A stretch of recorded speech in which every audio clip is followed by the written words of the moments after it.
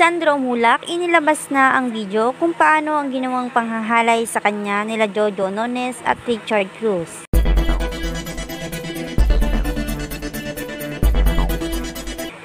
Sa kauna-unahang pagkakataon, Sandro Mulak nagsalita na kung paano ang kalunos-lunos na sinapit ito sa kamay nila Jojo Nones at Richard Cruz, kung saan ay emosyonal nitong sinalaysay kung paano siya hinalay ng mga ito.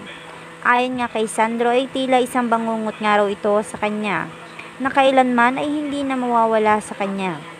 Ayon pa kay Sandro ay wala raw kapatarwaran ang ginawang ito sa kanya ni na Jojo Nones at Richard Cruz. Kaya handa raw siyang makapag-cooperate sa kinauukulan upang managot ang mga ito. Kaya naman agad na nagsumite ng kanyang reklamo si Sandro Mulak sa batas para mapanagot sina Jojo Nones at Richard Cruz matapos ang ginawa sa kanyang panghahalay. Kaya naman matapos ang ginawa niyang pagsasampa ng kaso laban sa mga ito ay agad na napatawan ng parusa sina Jojo Nones at Richard Cruz dahil na rin sa bigat ng ebidensya na inihain ito.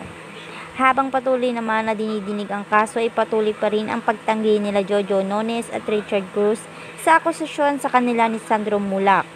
Malakas naman ang ebidensya na hinain ng kampo ni Sandro Mulak para siguraduhin na makukulong talaga ang dalawa.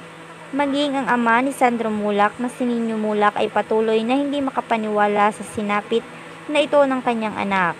Maging siya raw ay hindi mapapatawad ang mga ito sa kababuyan na ginawa sa kanyang anak na si Sandro.